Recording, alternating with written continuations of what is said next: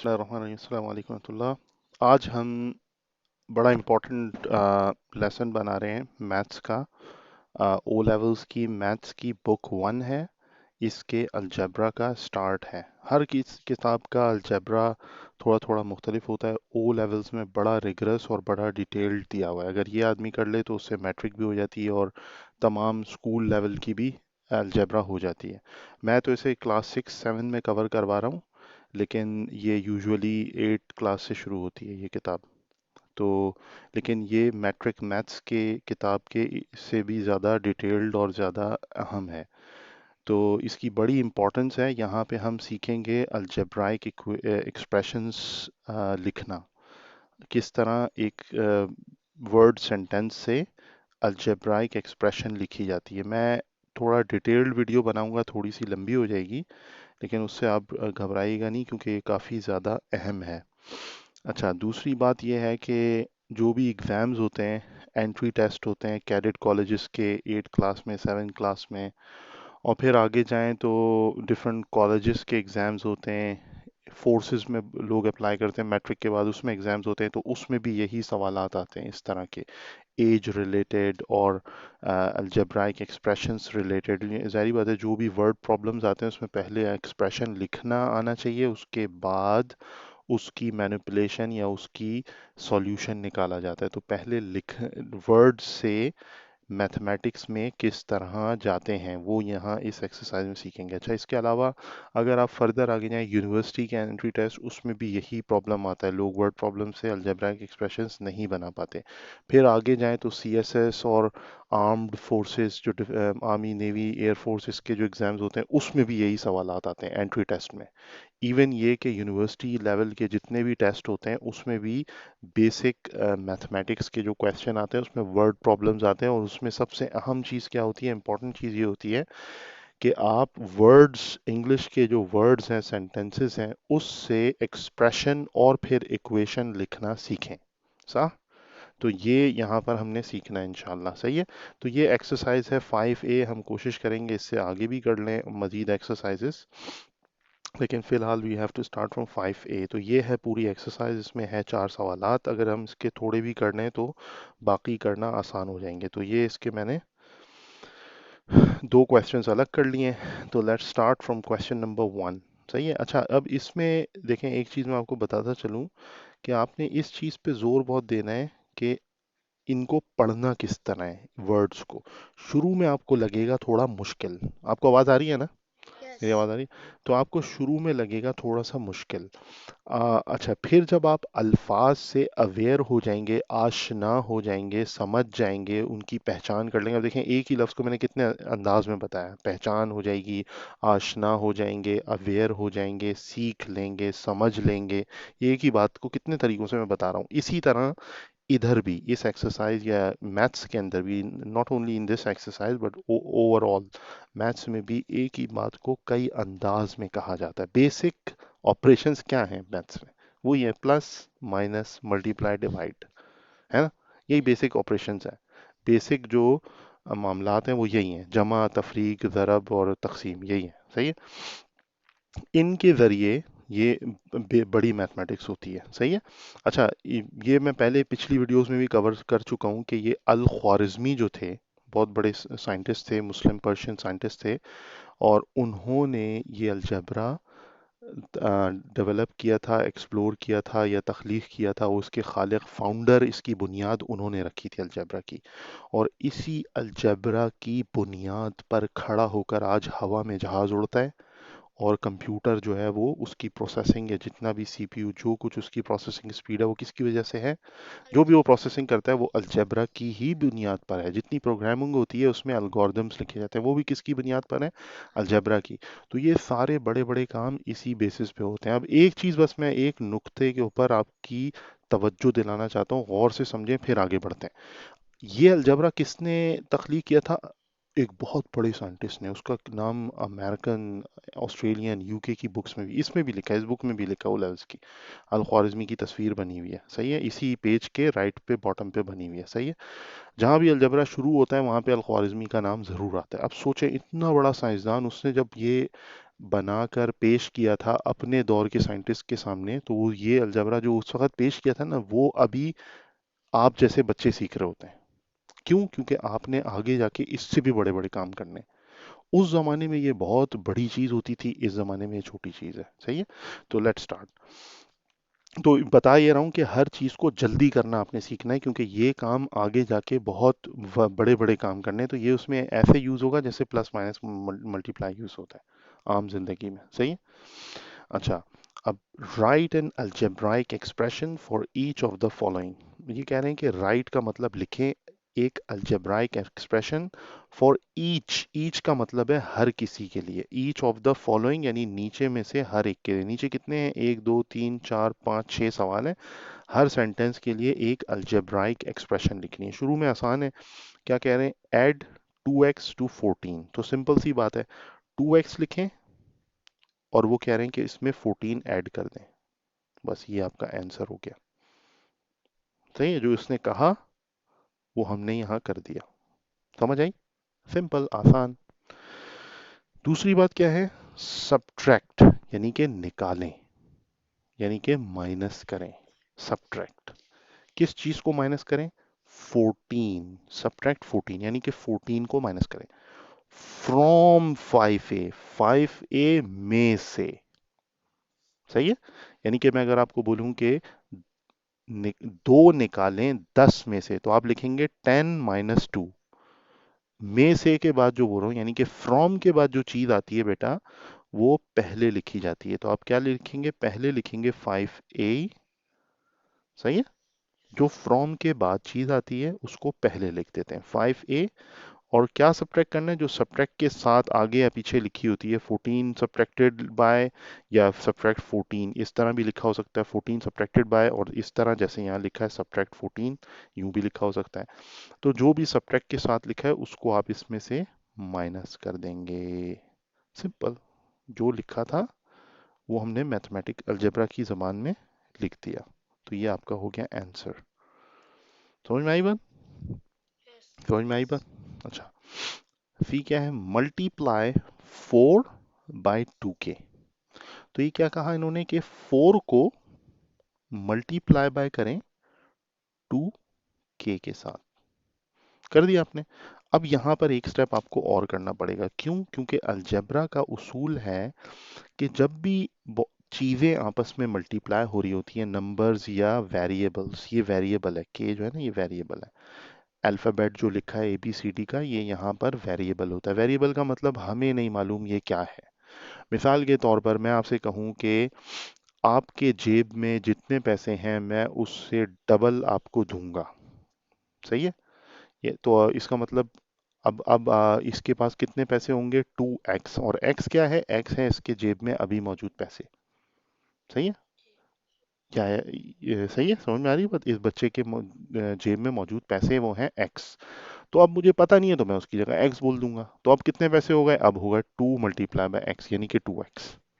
समझ में आई बात? तो ये वही बात यहाँ लिखी हुई है कि 2k के साथ मल्टीप्लाई करना है 4 को। अब मैं कह रहा हूं कि जो 2x है वो अब मैं उसके 4 टाइम्स कर दूंगा अगर ये काम कर दोगे। एक और काम दिया आपको मैंने, आपने वो काम कर दिया, तो अब आपके कितने हो गए? 4 × 2x। यानी कि बिल्कुल है ये जो यहाँ लिखा है 4 × 2k। फर्ज करें इसकी जेब में जो पैसे हैं वो हैं k, तो ये हो गया 4 × 2k। समझ में आ गई बात?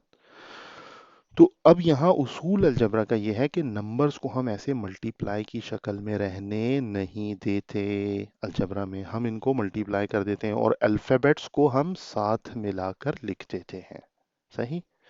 तो 4 × 2 कितना हो जाएगा? 8। सा। और 8 के साथ ये आ जाएगा आपके पास k, तो हो गया 8k। समझ आई बात या नहीं आई? 4 × 2k = 8k। सही है। अब क्या लिखा है? Divide 8x bye 24y। 8x को डिवाइड करना है, तो आपने 8x लिखा, आपने डिवाइड लिखा, और नीचे आपने लिख दिया 24y। सही। जो यहाँ लिखा था डिवाइड 8x, तो मैंने 8x लिखा, बाय 24y मैंने 24y लिख दिया। अब फ्रैक्शंस का मैंने उसूल आपको बताया था कि जब भी आप फ्रैक्शंस में आपने माशाल्लाह काफ़ी एक्सपर्टीज हासिल कर ली, पीछे वीडियोस बनी हुई है चार तीन चार। तो फ्रैक्शंस में आपने क्या सीखा था बेटा कि जब भी फ्रैक्शंस आपके सामने आए तो आपने फौरन उसको क्या करना है, सिंप्लीफाई। अगर वो हो सकता है तो ये आपकी बगैर पूछे रिस्पॉन्सिबिलिटी तय हो चुकी है कि आप जैसे ही देखेंगे फ्रैक्शंस को आप उसे सिंप्लीफाई कर देंगे। मिसाल के तौर पर जैसे एक टेबल से अगर वो कट रहा हो तो उसको काट देंगे। तो लेट्स सिंप्लीफाई करते हैं इसको, सिंप्लीफाई। 8 वन जा 8, 8 थ्री जा 24। एक ही टेबल है, 8 का टेबल, उसमें 1 से आता है 8, 8 वन जा 8 और 3 से आता है 24। एक ही टेबल में दोनों आने चाहिए, ये शर्त है। क्या शर्त है? एक ही टेबल में, जैसे 8 के टेबल में दोनों आ रहे हैं। ये नहीं ऐसे तो मैं कोई सा भी फ्रैक्शन काट सकता हूँ, एक को 2 से काट दूं ऊपर वाले को, नीचे वाले को 3, ऐसा नहीं कर सकते। एक ही टेबल से ऊपर तले दोनों जाने चाहिए। सही है? तो 8 वन 8, 3 24। सही है? तो x 1 से जो चीज मल्टीप्लाई होती है वो वही रहती है। जैसे 3 वन 3, 3 आ गया। 5 वन 5, 5 आ गया। जो भी चीज है 1 से 1 गायब हो जाता है, वही चीज बन जाती है। तो 1 एक्स एक्स, एक्स बन जाएगा। और नीचे जो नंबर्स हैं उसको मिला के, जो ऊपर हमने उसूल सीखा यहाँ पर, इधर सीखा ना उसूल, वही काम हम करेंगे। तो 3y मिला के लिख देंगे। सही है? तो ये आपका सवाल था, डिवाइड 8x बाय 24y।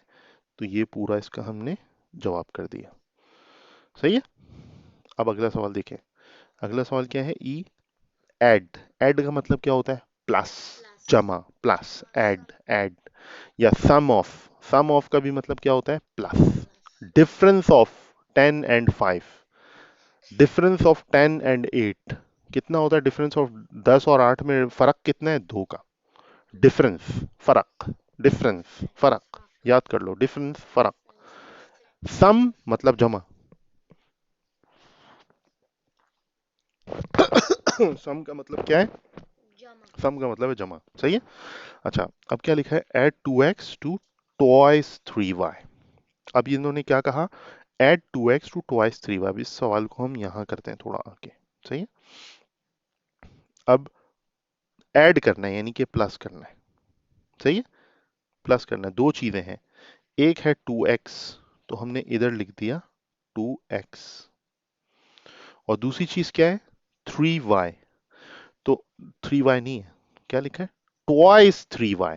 यानी कि ट्वाइस होता है डबल, ट्वाइस क्या होता है? 2 मल्टीप्लाई बाय 3y। ये हो गया ट्वाइस 3y। अगर लिखा होता थ्राइस 3y तो हम 3 से मल्टीप्लाई कर देते। यहां क्या लिखा है? 2y। तो हमने क्या, सॉरी, ट्वाइस 3y, तो हमने क्या कर दिया? 2 से मल्टीप्लाई कर दिया। ट्वाइस का मतलब 2 से मल्टीप्लाई कर दिया, सिंपल। सही है? अब ये मजीद सिंप्लीफाई हो सकता है, तो हम इसे क्या सिंप्लीफाई करेंगे? मजीद इसको हम सिंप्लीफाई कर देंगे। इक्वल टू, ये 2x है, ये एज इट इज आ जाएगा 2x। और ये प्लस और 2 3 का क्या होता है? 6। तो ये बन जाएगा 6y। ये आपका आंसर हो गया। सही है? अगला सवाल, ये नीचे कर देते हैं इसके। क्या बोल रहा है? सब्ट्रैक्ट का मतलब माइनस करना है। सब्ट्रैक्ट करना है 5x को, किस में से करना है? सवाल क्या है? किस में से निकालें? बोल रहा है 5x निकालें, सब्ट्रैक्ट करें, यानी कि सब्ट्रैक्ट करें का मतलब निकालें 5x। तो भाई सवाल क्या है? किस में से निकालें? तो आगे क्या लिखा है? फ्रॉम, यानी इसमें से निकालें। किस में से? Half of y। Half of y क्या होगा? अब सबसे पहले मैंने क्या कहा था? फ्रॉम के को पहले लिखते हैं। तो अब हम क्या लिखेंगे? Half of y। ये हमने हाफ को मल्टीप्लाई कर दिया y से। ट्वाइस क्या था? 2 multiply by. Half of y क्या होगा? Half multiply by y। समझ आ रही है बात? समझ आ रही है बात या नहीं?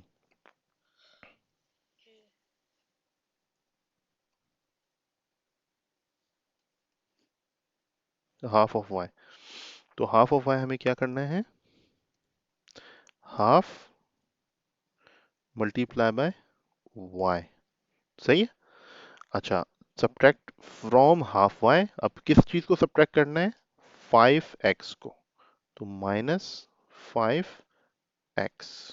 अब ये क्या हो जाएगा, y मल्टीप्लाई बाय 1 क्या बन जाएगा, y अपॉन 2 माइनस 5x। ये आपका आंसर हो गया। अच्छा, सही। क्वेश्चन 2। अच्छा, क्वेश्चन 1 दोबारा देखें, क्या लिखा था, write an algebraic expression for each of the following. Write an algebraic expression for each of the following. सही है। तो राइट का मतलब लिखें, यहाँ पे क्या कह रहा है, ट्रांसलेट। ट्रांसलेट का मतलब तर्जुमा करें या कन्वर्ट करें। जैसे कहते हैं ना, उर्दू के जुमले लिखे हैं, उसको बोलें भाई उर्दू के जुमलों को इंग्लिश में ट्रांसलेट करें, या इंग्लिश में कुछ लिखा है उसको बोलते हैं उर्दू में ट्रांसलेट करें। सही है। एक तरह से कुछ लिखा है उसको दूसरे तरीके से या दूसरी जबान में या दूसरे तर्ज पर या दूसरे तरीके से लिखना है, उसको क्या बोलेंगे, ट्रांसलेट करें, तर्जुमा करें या तब्दील करें या चेंज करें। सही है। ट्रांसलेट के ये सारे मतलब हो गए। सही है। Translate each of the following, यानी ईच ऑफ द फॉलोइंग मतलब नीचे में से हर एक को ट्रांसलेट करें, फॉलोइंग वर्ड एक्सप्रेशंस। अब देखें इसने क्या कहा, वर्ड एक्सप्रेशन, यानी कि नीचे जितनी भी दी हुई है वो सारी हैं क्या, वर्ड एक्सप्रेशंस, यानी कि लफ्जी जुमले हैं। वर्ड का मतलब लफ्जी, एक्सप्रेशंस का मतलब जुमले हैं। सही। सेंटेंसेस भी बोलते हैं, एक्सप्रेशंस मतलब लफ्जी जुमले हैं। सही है। So translate each of the following word expressions, यानी कि नीचे दी हुई हर एक, each of the following, following होता है मंदरजा झेल। सही है। फॉलोइंग नीचे, ईच ऑफ द हर एक को ट्रांसलेट करें नीचे दिए हुए में से वर्ड एक्सप्रेशंस को, यानी कि नीचे जितनी भी हैं ये सारी क्या है, वर्ड एक्सप्रेशंस हैं, इनटू, किस में करना है वो ये बता रहा है, इनटू एन अलजेब्राइक एक्सप्रेशन, यानी कि वर्ड एक्सप्रेशन को तब्दील करना है या तर्जुमा करना है अलजेब्राइक एक्सप्रेशन में। अब देखें, मैं आपको क्या शुरू में बता रहा था कि एक ही चीज को कई अंदाज में बयान करना या इंग्लिश के कई अंदाज में लिखी हुई चीज को समझाना यहाँ सिखाया जा रहा है। समझ रहे हैं बात। तो पहले शुरू में देखें सवाल उसने राइट करके बोला हमें, अब हमें सवाल दे रहा है ट्रांसलेट करके। समझ रहे हैं बात, तरीका तब्दील करके बता रहे हैं वो। सही है। ताकि आप सीखें, ताकि आप किस, कोई आपसे पूछे राइट करने का तो वो लिख लें, ट्रांसलेट का कोई बोले तो वो भी आपको पता हो, सारा आपको पता हो। समझ में आ रही है बात, इसलिए वो आपको बता रहे हैं। अब पहला सवाल क्या है, द सम ऑफ, अब देखें पहले ऐड बोल रहा था, अब यहाँ पे बोल दिया sum of, sum of a number 2x and a number y। So sum of क्या है, सम का मतलब है प्लस, एक नंबर है 2x और दूसरा नंबर है y। द सम ऑफ, तो हमने सम का ऑफ का मतलब प्लस कर दिया दोनों को, नंबर 2x लिख दिया और नंबर y लिख दिया, दोनों का सम, ये आ गया जवाब। सिंपल। समझ में आया या कोई सवाल है, कुछ शक है, पूछें।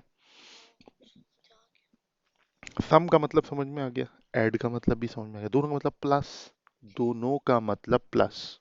सा। बी क्या है, प्रोडक्ट। शुरू में क्या आपको बोला था, मल्टीप्लाई, प्रोडक्ट होता है बेटा मल्टीप्लाई, ही को प्रोडक्ट भी बोलते हैं।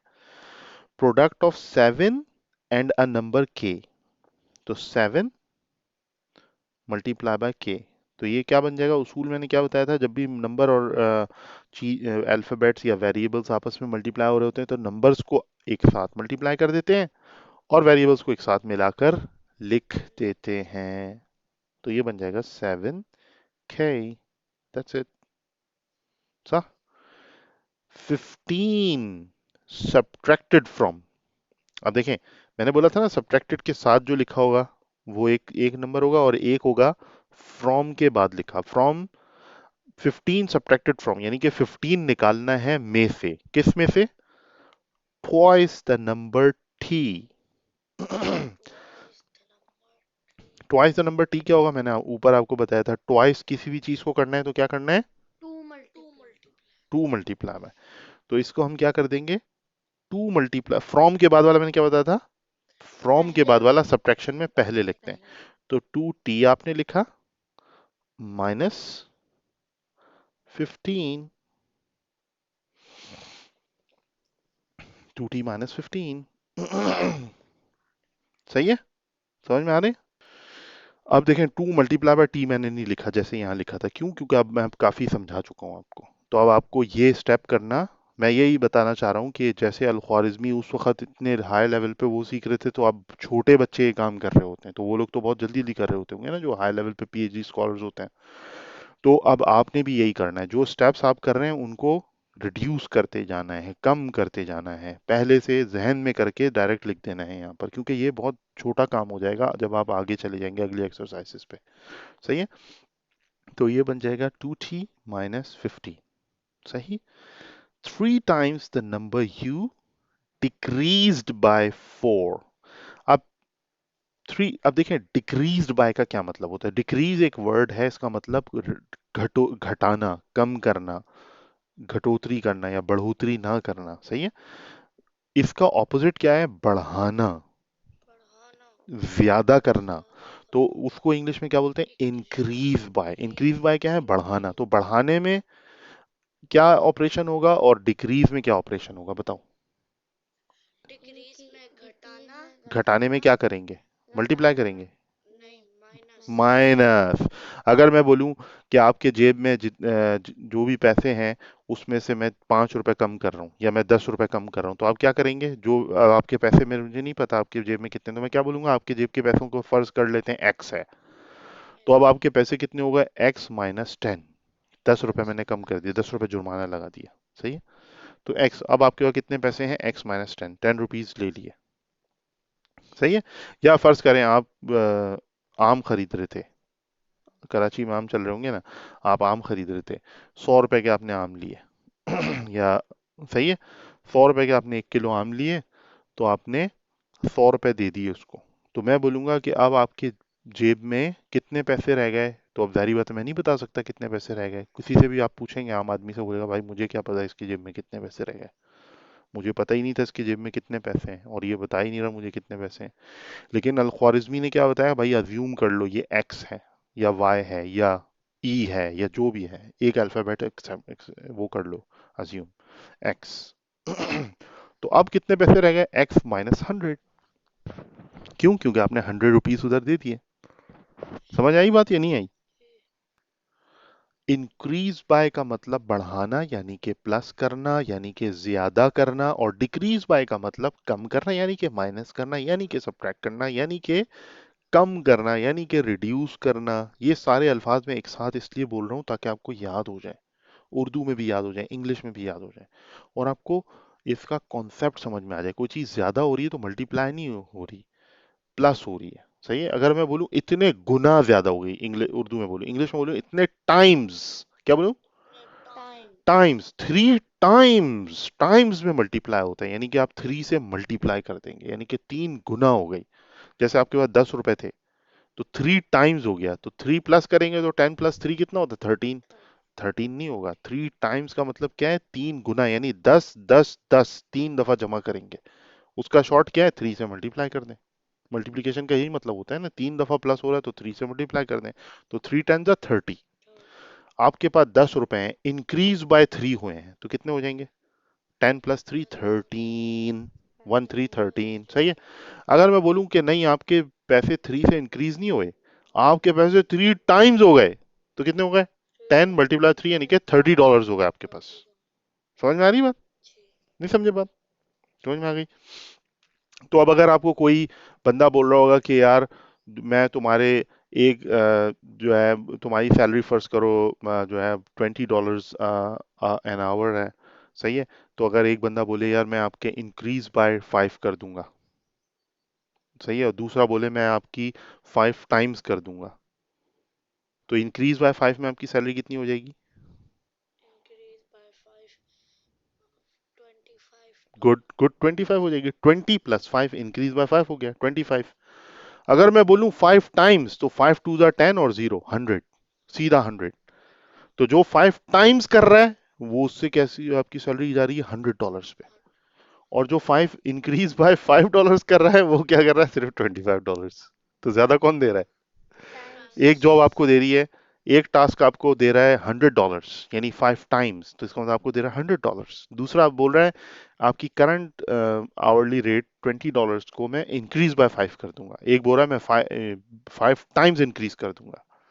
तो 5 टाइम्स इंक्रीज करने वाला जो है वो 5 से मल्टीप्लाई कर रहा है, टाइम्स आ गया ना, टाइम्स आ गया, 5 गुना कर दिया उसने। टाइम्स में इंक्रीज 5 टाइम्स इंक्रीज, और इंक्रीज बाय 5, दोनों में वर्ड इंक्रीज आ रहा है, समझ रहे हैं बात? तो 5 टाइम्स इंक्रीज हुआ, 5 मल्टीप्लाई बाय 20, 100, इंक्रीज बाय 5 हुआ तो 20 प्लस 5, $25। सही है? तो यहां पे अकल लड़ानी है, समझना है इसको, सही है? 3 टाइम्स द नंबर, 2D क्या है? 3 टाइम्स द नंबर u, तो आपने क्या करना है? 3u डिक्रीज बाय 4, यानी कि -4, इसमें से 4 कम कर दें। 8 more than half of a number y, sorry v, तो half of a number v क्या होगा? v upon 2। 8 मोर देन क्या है? +8, मोर देन यानी कि मोर क्या होता है? ज्यादा। देखें, इंक्रीज के अलावा मोर भी आता है। और 8 लेस देन क्या होता तो क्या करते हैं हम?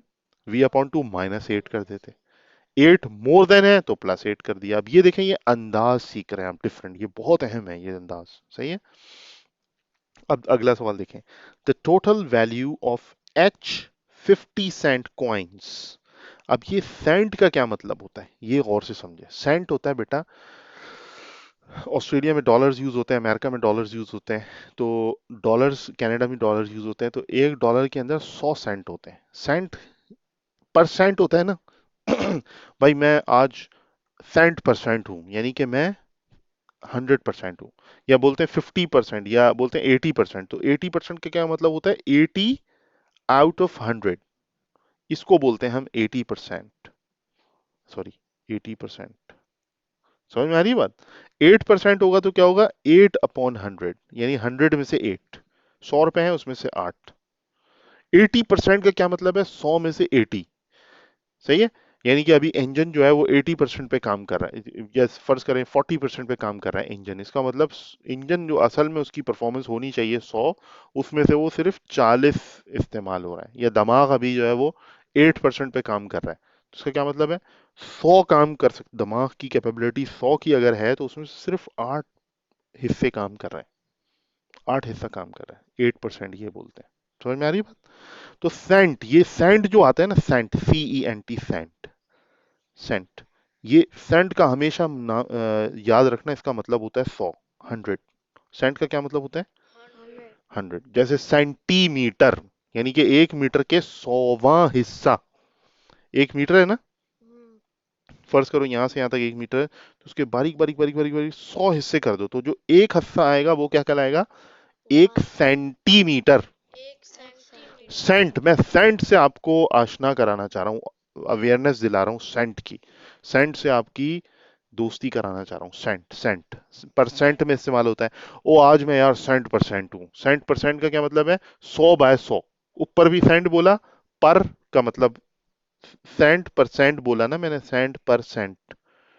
अब देखिए ये जुमला अगर मैं बोलूं तो इसका मतलब 100 पर होता है ये, अपॉन, और 100, 100/100 हूं आज मैं, आज मैं 100/100 हूँ, 100/100 हूँ आज मैं, सेंट परसेंट हूँ आज मैं, 100% चल रहा हूँ।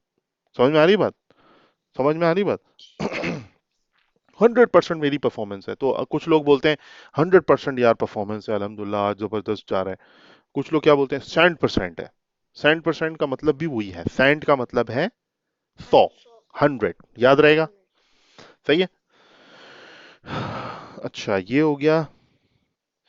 अच्छा, अब यहाँ क्या लिखा है? Total value of each 50 cent coins. तो एच जो है वो, एच कोई भी अमाउंट है, उसके हमारे पास 50 सेंट के कॉइन्स हैं, सही है? अब देखिए 50 सेंट है, तो $1 में 100 सेंट होते हैं, सेंट का मतलब ही 100 है, सही है? 100वां हिस्सा होता है ये, सही है? तो अब 50 सेंट है, 50 सेंट, और फिर $1 में अगर पूरे 100 सेंट होते हैं तो 50 सेंट का मतलब आधा डॉलर हो गया। समझ में आ रही बात?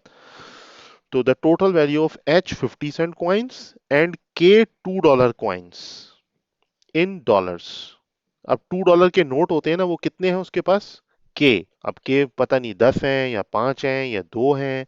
अगर दो हुए $2 के नोट तो कितने होगा? 2 to the 4, $4 हो गए। अगर तीन हुए नोट $2 के तो कितने हो गए? 3 × 2 6, $6 हो गए। सही है।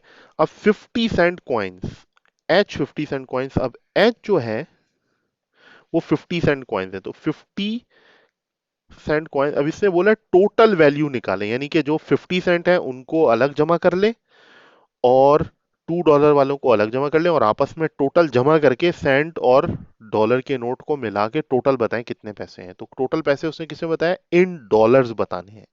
तो 50 सेंट को हमें डॉलर में पहले कन्वर्ट करना पड़ेगा, तो 50 सेंट के नीचे जब 100 लगा देंगे तो ये क्या बन जाएगा, डॉलर। समझ में आई बात। 50 सेंट कॉइन्स है एच, तो एच से मल्टीप्लाई कर दिया 50 सेंट को, सही है। प्लस $2 के हमारे पास के नोट्स हैं, तो के मल्टीप्लाई बाय $2 के नोट्स, ये भी डॉलर में हो गया, ये भी डॉलर में हो गया। सेम क्वांटिटीज जो हैं, सेम यूनिट्स जो हैं, इसका भी यूनिट डॉलर हो गया, इसका भी यूनिट डॉलर हो गया। पहले जो लिखा था वो क्या था, यूनिट सेंट था। अब हमने इसको डिवाइड किया 100 से, तो ये क्या बन गया, डॉलर। 50/100 एच, ये डॉलर्स हो गए, सही है। और प्लस के इंटू $2 हो गए। अच्छा, अब इसको सिंप्लीफाई कैसे करना है, जीरो को यहाँ से कैंसिल कर दें, यहाँ से कैंसिल कर दें, 5 1 5, 5 2 10, तो ये बन गया h/2। और मैंने वही कहा था ना कि हाफ डॉलर बन रहा होता है, तो ये देखें हाफ बन गया खुद ही, h/2 प्लस यहाँ पे आ जाएगा 2k, तो ये आपके टोटल डॉलर्स हो गए, सही है। तो मैंने एफ तक करा दिया है, सारे क्वेश्चंस आपको करवा दिए हैं, वन के भी सारे करा दिए, इसके भी करवा दिए। ये चैलेंजिंग क्वेश्चन है जी, ये आपने खुद कोशिश करनी है, फिर मैं आपको करवा दूंगा, सही है। तो आज की वीडियो यहीं तक रखते हैं। आज हमने 5A के 2 सवालात कर लिए आउट ऑफ 4। सो आप बाकी 2 के लिए भी आपने खुद कोशिश करनी है, सही है। ये जो क्वेश्चन नंबर 3 है ये भी सिंपल है, कोई इतना मुश्किल नहीं है, ये आपने करने की कोशिश करनी है। और 3, सॉरी, कोशिश आपने 3 की करनी है, और 3 के बाद आपने कोशिश करनी है 4 की भी, सही है। सिंपल सिंपल से क्वेश्चन है, इनको आपने करने की कोशिश करनी है 3 और 4। इसका स्नैपशॉट ले लें, इसको करने की कोशिश करें।